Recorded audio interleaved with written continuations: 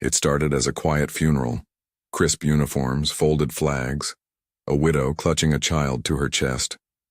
A canine dog sitting obediently at the foot of a mahogany coffin. And then, he barked. One bark. Then another. Louder, angrier. It cut through the priest's prayer like a knife. People turned, some startled, others irritated. The dog's name was Ranger, a 7-year-old German shepherd with over 50 successful police operations under his belt. He wasn't just any canine, he was Officer Thomas Hall's partner, and Hall was the man lying in the coffin, or so everyone thought. At first, folks tried to ignore it. "He's grieving," someone whispered. "It's his way of saying goodbye." But Ranger didn't just bark. He growled. He scratched at the base of the casket. His nails screeched against the polished wood, and his handler struggled to pull him back. Something was wrong. Horribly wrong. They were standing in Spring Creek Memorial, a small cemetery in upstate New York. A storm had just passed, leaving the air sticky with the smell of wet grass and pine needles. Officer Hall had supposedly died in the line of duty, an off-duty traffic accident, according to the department. No suspicious circumstances, no further questions, but Ranger hadn't been there that night. That alone was strange. He and Hall were inseparable. Where Hall went, Ranger followed. Period. Still, most people chalked it up to a horrible accident. Tragedy happens. Life moves on. Except Ranger wouldn't let it. When the priest resumed the service, Ranger yanked hard on his leash, nearly dragging his handler across the grass. The guests murmured again, this time louder. An elderly woman dropped her prayer book. The widow, Hall's wife Marissa, looked around in confusion. Even she seemed unsure what to make of it. That's when Lieutenant Greg Harmon, a close friend of Hall's, stepped forward. He had seen dogs react to gunfire, bombs, even corpses. But this was different. Ranger wasn't scared. He wasn't sad. He was desperate. Harmon knelt next to Ranger, looking him straight in the eyes. "What is it, boy?" he murmured. Ranger whined, then barked again, short, sharp, insistent. He pawed at the coffin's left corner. Harmon stood slowly. He looked at the priest, then at the widow. "I want this casket opened," he said. A gasp rippled through the mourners. "You can't do that," a man shouted from the crowd. "This is a funeral, not a circus." But Harmon wasn't asking. He was giving a direct order. The coffin would be opened, right now. If you're gripped by stories of animal heroes and shocking truths, don't forget to subscribe to our channel, Heroes for Animals, and never miss the next unbelievable tale. As the funeral director approached with hesitant hands, Marissa finally stepped forward. Her eyes were red, mascara running slightly from tears, but her voice was steady. "Why?" she asked. "Why open it now?" Harmon didn't look away. "Because Ranger says something's not right, and I trust him." It took another minute to get permission. The casket was unsealed. The director carefully lifted the lid, slowly, as if afraid of what might be inside. The room, or rather, the entire cemetery, fell silent. Not a bird chirped. Not a single breath was taken. Then came the sound, a sound nobody expected. Ranger growled, low, guttural, primal. Harmon leaned over the edge of the open casket and froze. The body inside was wearing Officer Hall's uniform, badge, name tag, medals. Everything appeared correct. But Harmon spotted it instantly. The hands, they were clean. Too clean.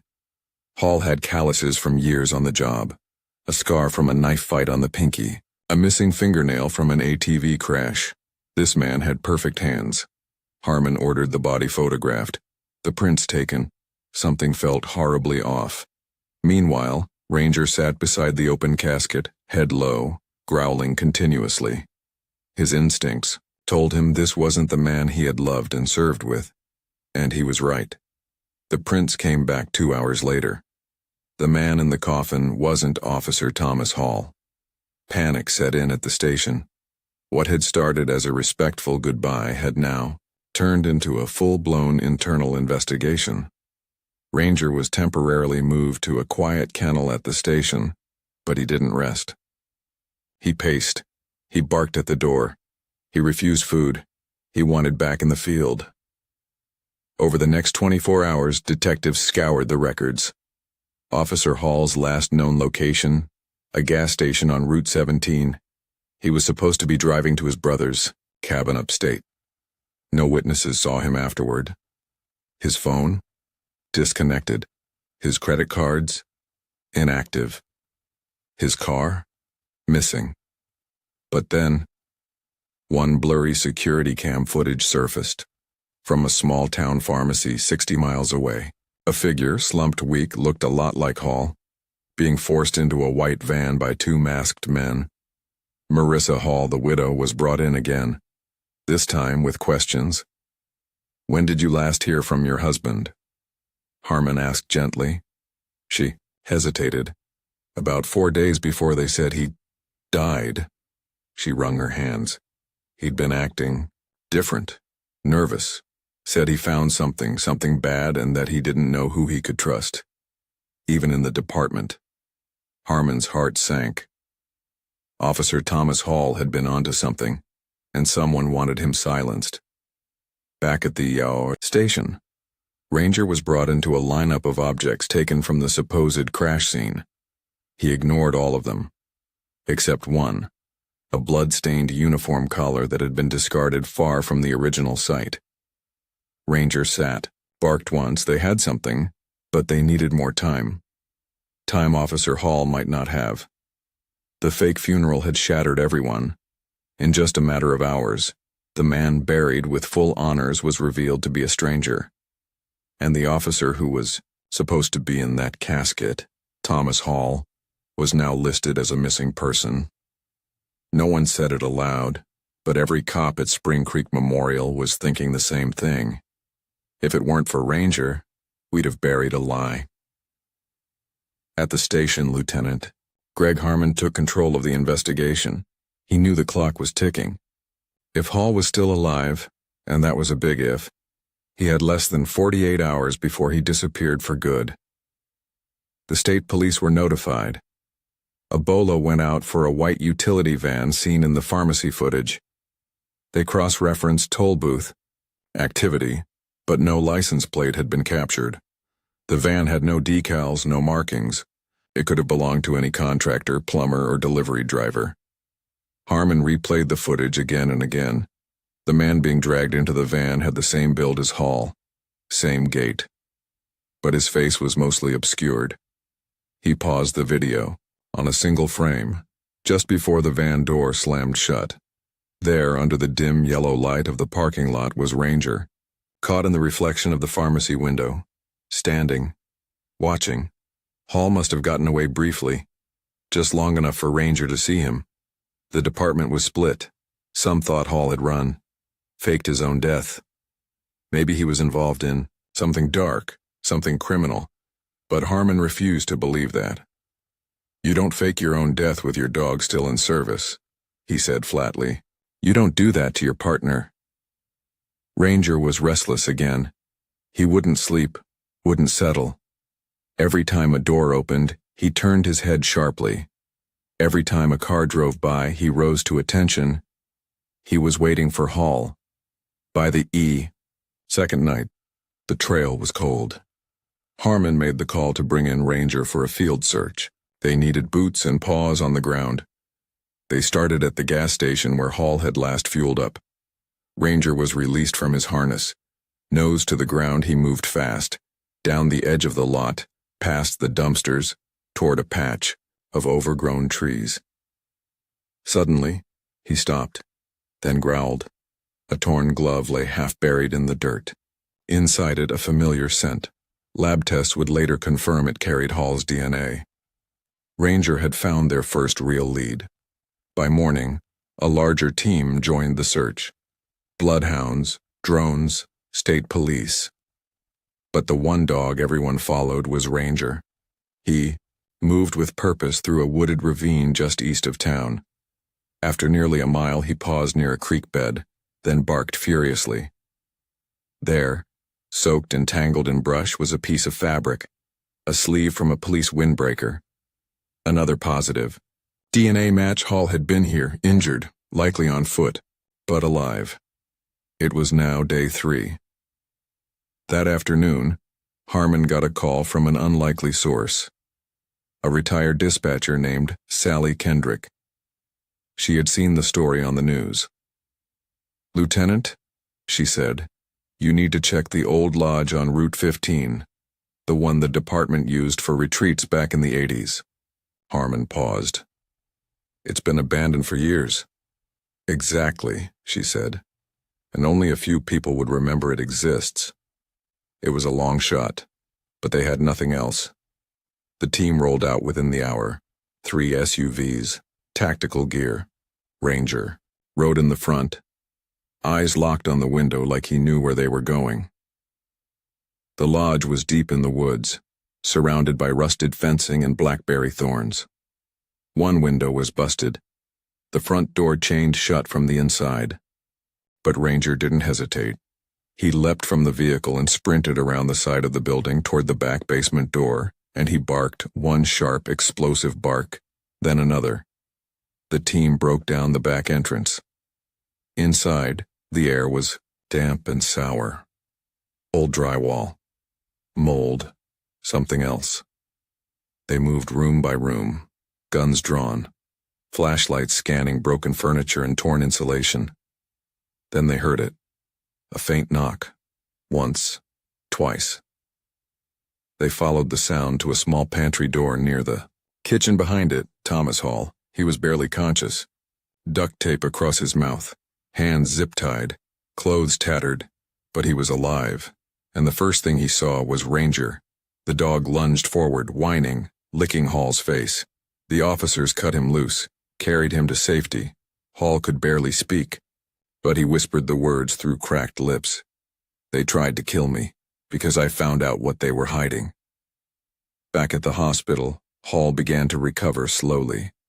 And with him, so did the story. He'd uncovered a smuggling ring operating out of the evidence locker. Drugs, guns, cash, all disappearing under the radar. He reported it to a superior. 2 days later, he was followed, then ambushed, kidnapped. Left to die in a sealed room with no phone, no water, and no food. "They were going to bury someone else in my place," he said. "They wanted to make sure I never came back." If it hadn't been for Ranger, no one would have questioned the body in the coffin. No one would have found the truth. The arrests came quickly. 3 officers and a civilian clerk were charged. 2 others turned in their badges and disappeared. Internal Affairs took over the department, but out of all the headlines, one name rose above the rest. Ranger, the dog who saved his partner. The dog who stopped a funeral. The dog who refused to let evil win. Weeks later, in front of City Hall, a bronze statue was unveiled. Ranger in mid-bark, paw lifted, muscles tense. Officer Hall stood beside it, cane in hand, Ranger at his feet. "I was almost erased," he told the crowd, but Ranger never gave up. He reminded all of us that loyalty doesn't stop when we're gone. Sometimes it starts the moment we're lost. 3 weeks had passed since the day Ranger barked at the coffin. 3 weeks since the world learned that Officer Thomas Hall had not died in a traffic accident. 3 weeks since Ranger had revealed the truth that saved a man's life, and unmasked a conspiracy buried deep within the heart of law enforcement. And in that time, everything had changed. The small town of Brookwood, New York, became the center of a national storm. Reporters camped outside the hospital where Hall was recovering. Helicopters buzzed over the once quiet police station. News vans took over downtown like it was Hollywood Boulevard. The public wasn't just curious, they were furious. How could a decorated officer go missing and no one notice? Why? Did a dog have to be the one to sound the alarm? Who's really running our justice system? It wasn't just a local scandal anymore. It was a national reckoning. And through it all, Ranger stayed by Hall's side. In the hospital room, Ranger lay curled near Hall's bed, alert to every sound. Nurses had to step gently around him. He wouldn't move unless Hall gave the command. One night around 2 a.m., Hall reached out and placed a weak hand on Ranger's back. "You saved me, buddy," he whispered. "You were the only one who didn't give up." Ranger thumped his tail once, then licked Hall's hand. Back at the department, sweeping changes were underway. Internal Affairs suspended 4 officers who had been connected to the smuggling ring. 2 pled guilty. The others were awaiting trial. The mayor called for an independent ethics board.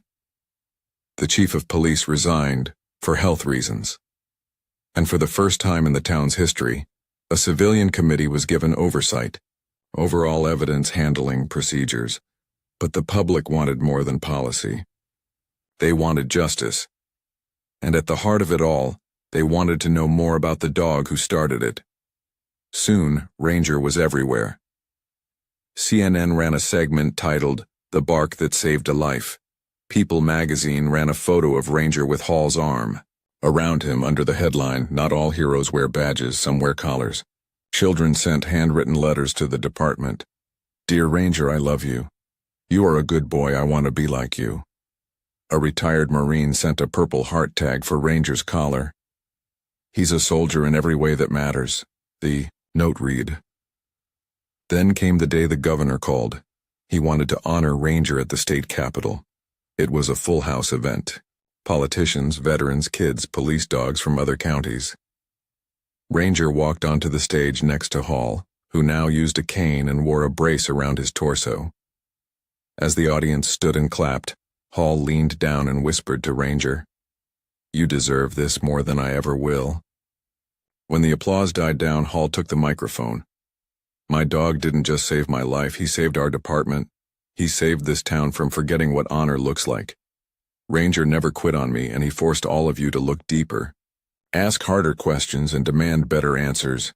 This dog barked at a lie and wouldn't stop until the truth was set free." The room was silent. Then someone shouted, "To Ranger!" The crowd erupted. Back home, Hall slowly returned to his old routine, though nothing about his life was old anymore. He spent most mornings on the porch, coffee in hand, Ranger lying at his feet. Reporters still called. Offers came in for book deals, documentaries, even a Hollywood script. Hall turned most of them down. He wasn't interested in fame. He was interested in healing and in justice. But not everyone was ready to let the past go. One afternoon, Hall received an anonymous envelope. No return address. Inside, a photo of the basement he'd been kept in. On the back, scrawled in shaky handwriting, "Next time, your dog won't be there." Hall didn't show it to anyone, not even the department, but Ranger must have sensed. That night he sat by the door wide awake, eyes locked on the darkened yard beyond the porch light. Meanwhile, something remarkable began to unfold across the country. Departments from Texas to Ohio began reviewing unsolved cases where K-9 units had alerted to suspicious activity, but were ignored. A detective in Oregon reopened a missing persons case after his K-9 refused to leave a storage shed during a routine inspection. What they found inside made national headlines. The Ranger effect had gone viral. Dog handlers everywhere were reminded that sometimes instinct speaks louder than rank. Back in Brookwood, the department officially renamed its K-9 training facility, the Ranger Tactical Center. At the dedication, the new chief of police stood in full uniform, flanked by every working dog in the region. "This building stands not just for bravery," he said, "but for accountability. And it bears the name of a dog who barked when others stayed silent." Ranger barked once in response. The crowd laughed and clapped. Cameras flashed, and for a moment it felt like the world had tilted back toward something right. But the scars remained. Hall continued physical therapy. Nightmares were frequent. He often woke drenched in sweat, gasping, hand instinctively reaching for the gun he no longer carried. One evening during a power outage, Hall froze in the hallway, convinced he heard chains rattling, but it was only the wind. Ranger was there, pressing gently against his leg, grounding him. No words, just presence. That was enough. Later that week, Hall took Ranger to the local elementary school for career day. When it was their turn to present, Hall didn't talk about kidnappers or corrupt cops. He told the kids about what loyalty looks like, what it means to trust someone who can't talk, but never lies. How bravery doesn't always look like charging into gunfire. Sometimes it looks like a dog refusing to walk away from a box no one wants to open. One little girl raised her hand. Did Ranger cry when he thought you were gone? Hall knelt beside Ranger and nodded. I think he did, in his own way. But then he did something, stronger than crying. He acted. The story of Ranger was no longer just a news cycle. It had become something deeper, a reminder, a challenge. What if we all listened a little more to those who can't speak but still know the truth? What if we refuse to let go of someone just because the world tells us it's over? What if we barked at the coffin even when it makes people uncomfortable? Ranger did. And in doing so, he reminded a nation that courage doesn't always wear a badge. Sometimes it wears a leash. Justice, it turns out, is rarely quiet. Once Officer Thomas Hall was rescued, once the smuggling ring was exposed and Ranger was hailed as a national hero, many thought the hardest part was over. They were wrong. The true test was just beginning. 3 men stood trial that fall. 2 corrupt officers from Brookwood's own department and a civilian evidence clerk named Jeremy Crane. Each was charged with conspiracy, obstruction, kidnapping, and attempted murder. The courtroom was packed. Local residents filled every bench. Press lined the back. Armed security stood along the walls. And at the very front, on Hall's left, sat Ranger, his K9 badge freshly polished and clipped to his vest. He wasn't just there for show. He was there to remind the world. I saw what you did. I remember. Hall took the stand on the 3rd day. He testified about the night he was abducted, how he was followed after reporting anomalies in the evidence logs, how his own car was hacked to disable the brakes, and how he was dragged from a rest stop parking lot and locked in a basement to rot. He described in painful detail the beatings, the threats, the chilling moment when one of the officers leaned in and said, "No one will miss you, they'll just bury the badge and salute." But they hadn't counted on the dog. The defense tried to poke holes. They claimed Hall had gone rogue, that he'd disappeared on his own only to return and fabricate a story. They questioned his injuries, his memory, his motives. But every time the prosecution brought out physical evidence, photos, DNA matches, security footage, Ranger would quietly growl, almost as if reinforcing the truth with his presence. He wasn't trained for courtrooms, but in that moment he held the room like a witness with no words, just unwavering loyalty. The verdict came on the 14th day, guilty, on all counts. Sentencing would follow weeks later, but the courtroom erupted in quiet. Relief. Justice, slow and fragile, had arrived. Ranger wagged his tail once. Hall didn't smile. He only nodded, his eyes glassy, a single tear slipping down his cheek. It was over, or so he thought. 2 nights after the trial, Hall's home security system triggered at 3:18 a.m. A shadow moved past his back porch. Another passed under the window. Ranger was already at the door, hackles raised, ears up. He didn't bark. He didn't need to. Hall grabbed his phone, alerting the local sheriff, before stepping out onto the porch, sidearm in hand, now legally returned after his recovery. But the intruders were gone. Nothing taken, no signs of forced entry, just one thing left behind, a butcher's bone, clean, fresh, placed at the foot of Ranger's outdoor water bowl. The next morning a message arrived by mail. No return address, just a torn piece of paper. You took down the wrong people. The ones who gave the orders are still out there.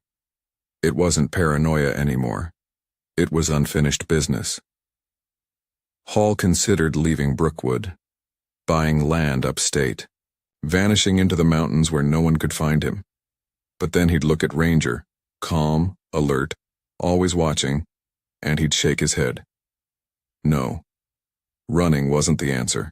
Finishing it was. He reached out to his old FBI contact in Albany, Special Agent Elise Harper, someone he'd worked with on narcotics raids years ago. She didn't hesitate. "I've been hearing whispers about something bigger," she told him. "Internal records showing odd transfers, suppressed complaints. Hall, I think you only saw the tip of it." She agreed to meet him 2 days later, in a diner just off Route 6. Ranger rode in the front seat, head sticking slightly out the window, sniffing the cold October air. The meeting was supposed to be simple, quiet. It wasn't. As Hall slid into the booth, Elise looked up and said one word, "Run." Hall barely had time to turn when the back window of the diner shattered. 2 men, ski masks, silenced weapons. The room exploded into chaos, customers screaming, glass shattering. Hall ducked behind the counter, pulling Ranger down with him. But the dog wriggled free, teeth bared. Ranger charged. One man went down screaming as Ranger locked on his forearm. The other raised his weapon. A single shot echoed through the diner. Elise fired from behind the jukebox. The second man fell. Silence. Ranger was bleeding. A graze across the side of his ribs. Not deep, but bloody. Hall crawled to him, cradling his partner, checking the wound. Ranger licked his face, tail wagging weakly. "Not today, bud," Hall whispered. "You're not leaving me today." The men were identified within 24 hours, ex-military contractors with ties to private security firms. One had been hired by a consulting company, later revealed to be laundering money for the same evidence. Ring Hall had exposed. The ring went deeper than the local station. It reached into federal contracts, political donors, a web too complex for local courts. This was no longer just about a corrupt precinct. This was about a system built on silence. The FBI opened a full-scale investigation. Hall agreed to testify in Washington. He entered temporary protective custody, not because he was afraid, but because he had more to say, and he wasn't done protecting Ranger either. Ranger received treatment at a canine trauma clinic and made a full recovery within 2 weeks. The vet called him a tank with a heart.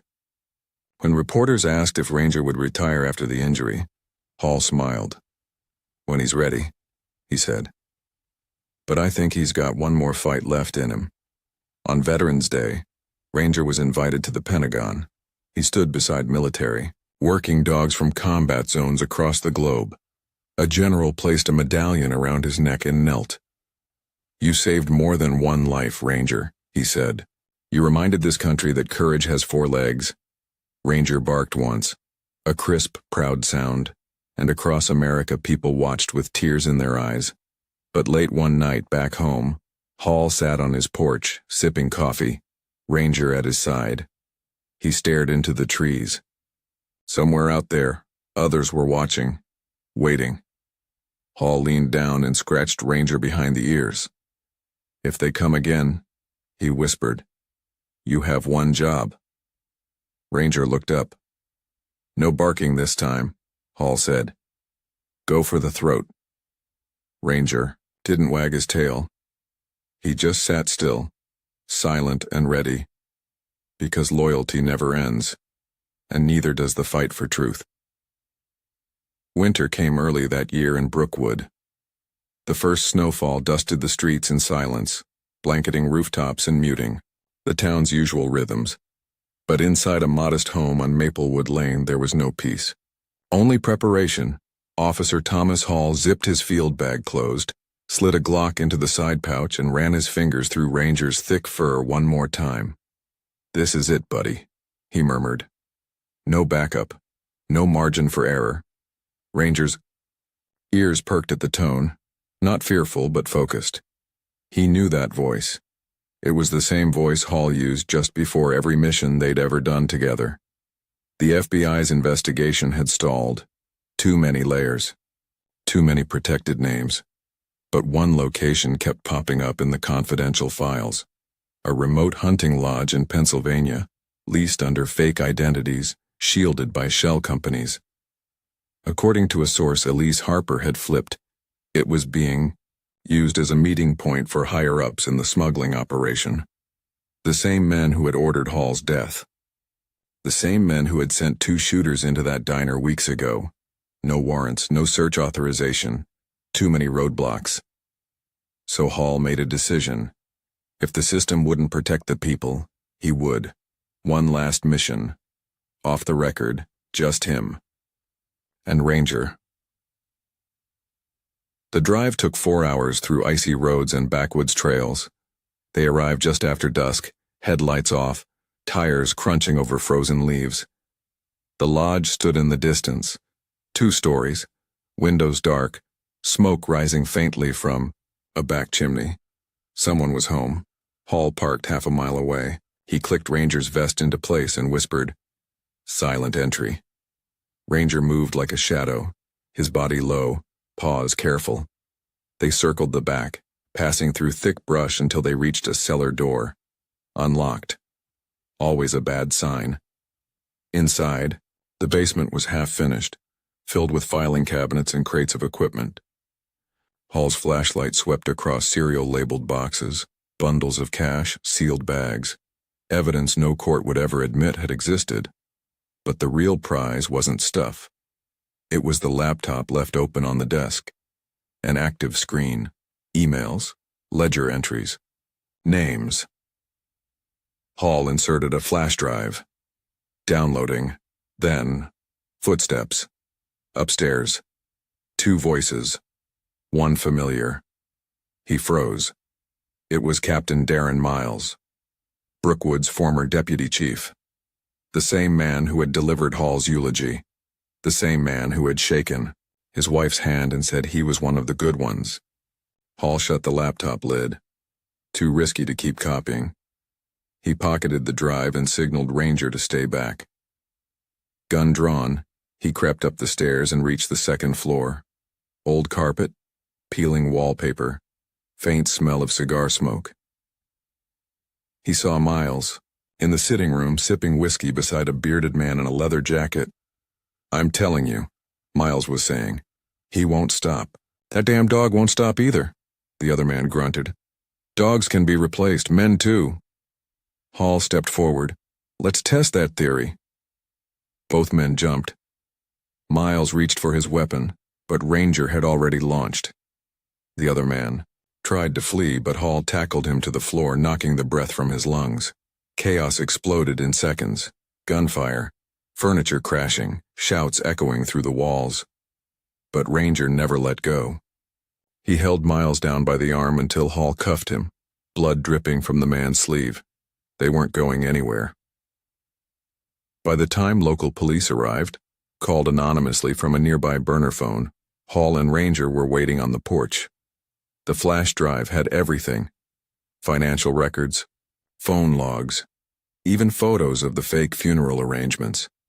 It was enough to take down 5 high-level players across 3 states.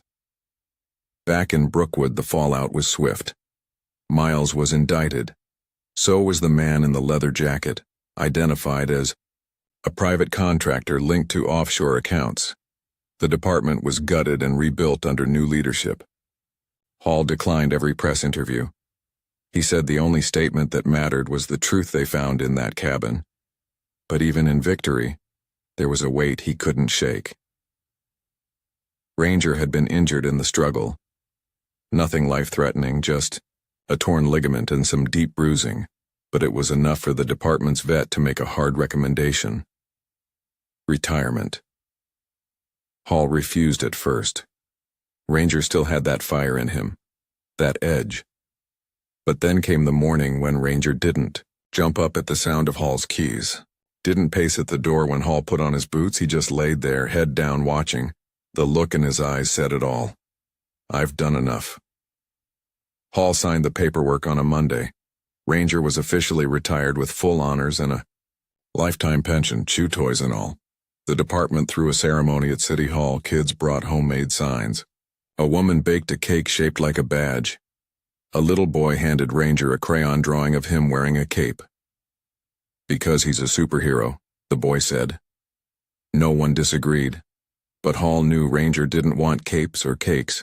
He just wanted to be near his partner. So they adjusted. Slower walks, shorter steps, more naps, and more stories. Hall began speaking at veteran events and police academies, always with Ranger beside him. He never told the full story, just the parts that mattered.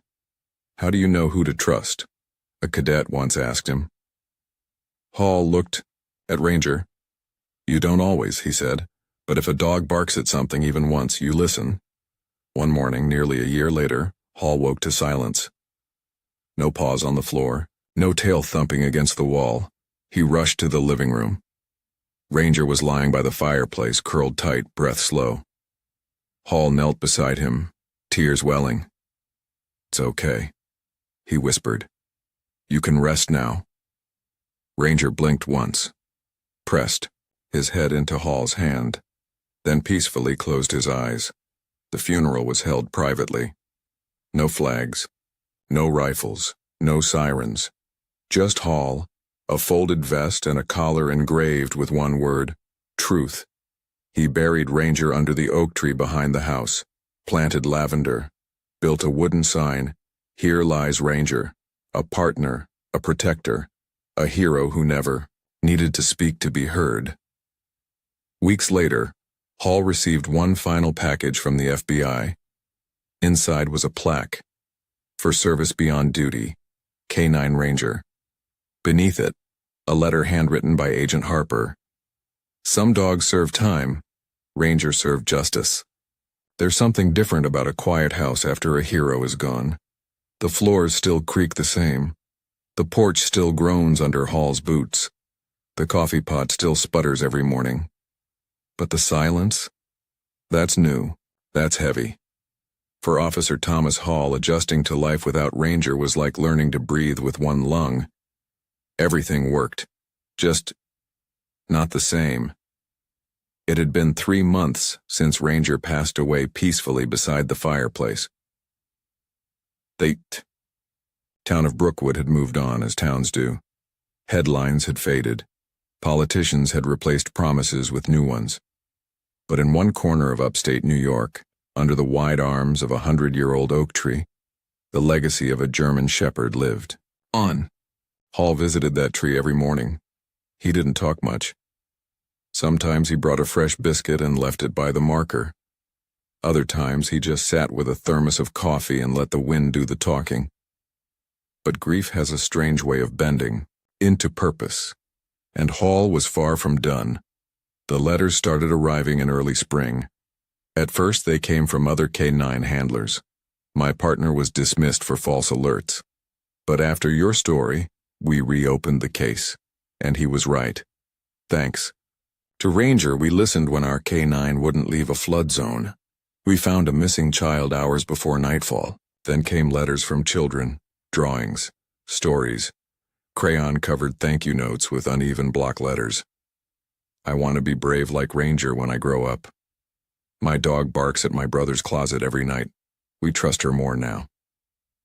Hall smiled at everyone, because Ranger wasn't just a hero anymore. He was a symbol. That spring, Hall was invited to speak at the National K9 Conference in Austin, Texas. He almost turned it down. Too many reporters, too much attention, too many memories. But something told him to go. He packed Ranger's old vest, not as a prop, but as presence. And when he stepped on stage in front of 2,000 officers, handlers, veterans, and families, he didn't recite statistics or policy changes. He told the story of a funeral, of a bark, of a truth too powerful to stay buried. You want to know what makes a good cop? He asked the audience. It's not the badge, or the training, or the command. It's listening, especially when the one trying to tell you something doesn't have a voice. The room fell still. Hall held up Ranger's vest. This vest didn't make him a hero. His heart did. After the speech, dozens approached him. One was a young woman named Emily Torres, a 24-year-old rookie handler from Nevada. Her dog, Titan, had recently been flagged for behavioral issues. Too aggressive, too stubborn, not obedient enough. But after Ranger's story, she said, I realized he wasn't disobedient. He was trying to tell me something. She re-examined a case Titan had been obsessed with. An abandoned shed behind a storage facility. Officers had searched it twice. But, with Emily's insistence, they got a warrant to dig underneath. They found 5 crates of unregistered weapons buried beneath the floorboards. Titan was right, and Ranger had helped her believe it. Hall returned to Brookwood with a fire relit. He used the rest of his pension and a modest grant from the state to buy a rundown lot at the edge of town. 6 months later, the doors opened on the Ranger Institute for Working Dogs and Handlers. It wasn't just a training center. It was a philosophy. Listen to the dog. Trust the instincts. Never silence the bark. Veterans found purpose again through training programs. Rescued strays were paired with officers. Retired canines found forever homes on the property's 10-acre spread, and every new trainee had to learn Ranger's law. Never walk away from what your partner sees, even if no one else does. Hall didn't need medals. He didn't need parades. He just needed that tree, that vest, that memory. But fate wasn't finished with him yet. In the fall of the following year, a boy went missing just 3 blocks from the institute. His name was Caleb, 7 years old. Last seen chasing a stray puppy down an alley. Panic spread fast. The institute's current lead canine, Luna, a sleek black shepherd with amber eyes, was dispatched with Hall himself. The town held its breath. Hours passed. Then, Luna barked. And didn't stop. She led Hall to an old storm drain. Inside, the boy, cold, frightened, alive. When the boy was reunited with his parents, he clung to Luna like a lifeline, and when reporters asked Hall how they found him, he said, "The dog barked. I listened." Simple as that. And everyone who had followed Ranger's journey knew what that meant. Now, years later, Ranger's name still comes up in police briefings, documentaries, and canine training handbooks. The Brookwood Annual Canine Award is called the Ranger Honor. A statue of him, life-sized, eyes-focused, one paw lifted, is mounted outside the state canine headquarters. Under it reads, "The bark that told the truth." As for Hall, he still lives in that small house with the oak tree. He still wakes early, still wears his old watch, still drives the same truck. And every morning he stops by the institute, walks past the trainees and checks on the rookies. Sometimes, when Luna or one of the others barks at something no one else notices, he smiles quietly, because he's seen what happens when a dog barks and people choose not to listen. He's seen what almost got buried, and he knows what was saved. Thank you for following Ranger's story from beginning to end. In a world full of noise, it's easy to overlook the quiet warnings, the scratch at the door, the growl in the silence, the bark at a coffin. But sometimes, those are the voices that matter most. So we leave you with one question. If someone barked at the truth, would you have the courage to listen?